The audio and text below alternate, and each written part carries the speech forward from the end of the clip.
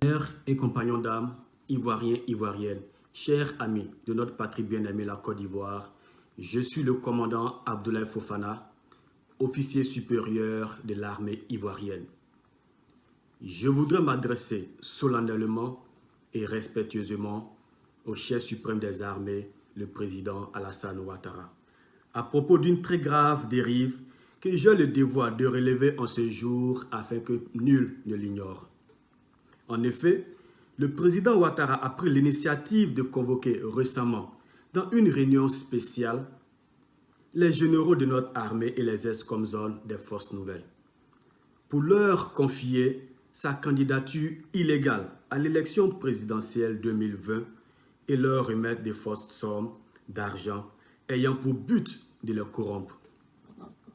Je proteste vigoureusement contre la distribution de centaines de millions aux généraux de l'armée et notamment aux ex-comzones.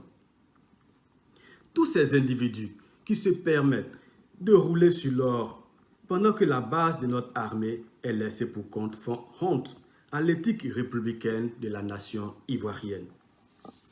Monsieur le Président de la République, chef suprême des armées, je suis un acteur de la crise post-électorale des années 2000 et celle de 2011. Je constate malheureusement la similitude des germes qui ont provoqué ces crises post-électorales terribles avec ce qui se passe en cette année 2020 en Côte d'Ivoire. On peut en effet percevoir la crispation et la frayeur des populations aux approches des élections. La mise en QRF de 400 gendarmes à la disposition du commandant supérieur de la gendarmerie. L'envoi à ces jours des derniers recrues à Akandje et qui seront mises à la disposition des unités commando après formation.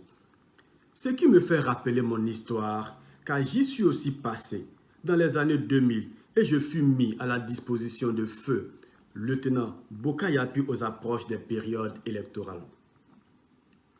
Tout ce tohu-bohu, pour moi, est un déjà vu dans les années 2000 et 2010-2011. Est-ce qu'une armée républicaine doit être ainsi manipulée?